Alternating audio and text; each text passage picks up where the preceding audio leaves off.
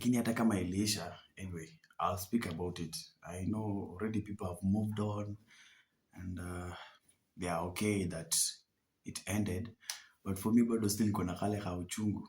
It's about World Cup, but before I talk about it, let me speak about our Harambee Starlets, by the way. To be honest, it's so unfair, because as I can remember, I was at the Nyayo National Stadium while they were playing that FIFA series games, and I watched their game, by the way, and they were playing against Australia. And remember, Australia is among the best female teams in the world, you know, from the squad, to the players that are playing for Australia. Some of them wanacheza WSL, yeah? Wanacheza Chelsea, Arsenal. So the squad is fully intact, fully well managed, wako fiti, mpaka yani ukienda hata kwa technical bench iko sawa. But when they came to the field and they started playing with Harambee Starlets, Starlets played very well.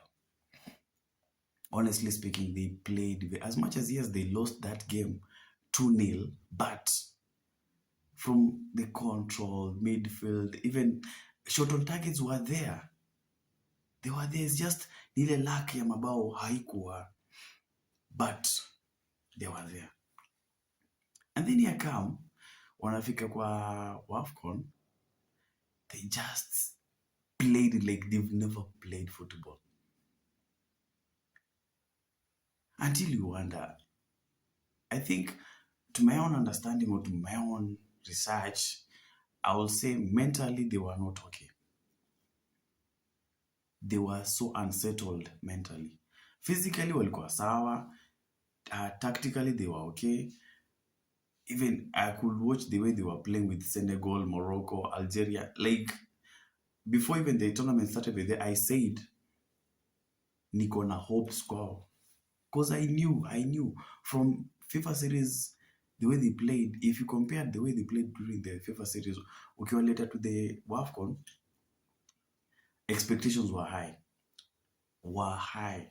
In fact, we were expecting them to collect 6 points, because Morocco, I guess, is the only team that was a bit competitive to us as Starlets. But Algeria, Senegal, honestly speaking, so mentally they were unsettled. And here's the thing, you just finished,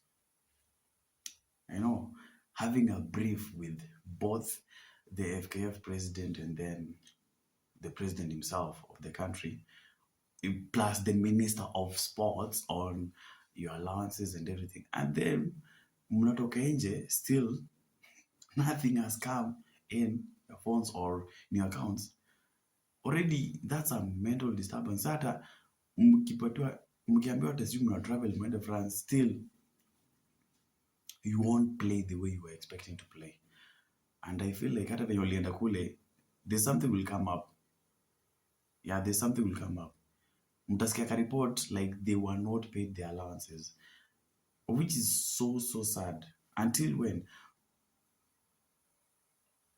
Me, I feel like this tournament, Kenya, Harambee Starlets, I think they were to be eliminated maybe around on quarters there or semis, because how come Malawi, yeah? They are first timers, and they just came to the tournament and just started dominating. No, honestly speaking, something needs to be done, and it's so unfair for our Starlets, by the way, because they dominated game, but that aspect ile aspect ya win the game haikuwa. Ile aspect ya kushinda game haikuwa. Haiko winning the game to the last minute hakuna. Alright, so it was so sad. Anyway, back to the FIFA World Cup. That was a script. FIFA World Cup, by the way. This is my report. That was a script. FIFA World Cup was I'll speak about Egypt, Senegal, you know, with the experience that Egypt players have, the experience, the coach himself, you can't play a game up to the 90th, no, 80th minute, and then just somebody comes from here and starts equalizing that game. How? Impossible. Impossible. With the current generation, the current squad, everything, even the coach, they have all the qualifications. You can't do that. Even Senegal,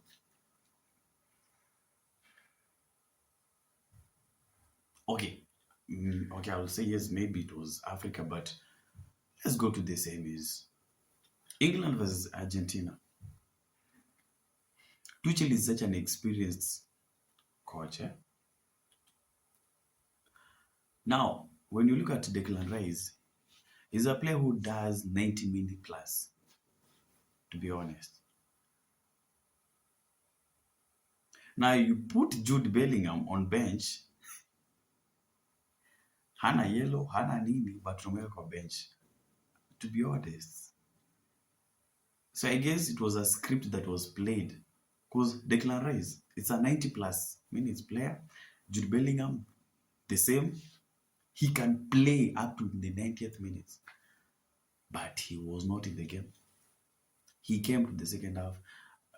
Declan Rice, how can you sub Declan Rice surely on such a big game like that?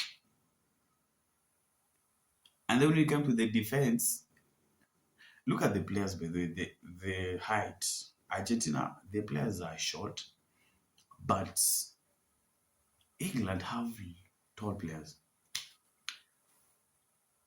But at the end of the day, what happened is they were scored a goal through a header from somebody's shot.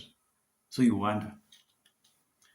I'll say it was a script that was played, but anyway, it's okay. Lisa Infantino, you made it. I think your target was the final to be played between Messi and Yamal so that Yamal can win. Anyway, it's fine. Maybe you wanted to put it in FIFA Monumental, the museum, so that one day you'll be saying, during my tenure, the final was played on 19th. Uh, Yamal was wearing number 19. All those kind of weird things. But anyway, all the same, it happened. But yo, he needs to leave that office. It's too much. Infantino, leave that office. You're no longer good. We lack trust in you. Totally. As fans of football, yes, we really lack trust in you.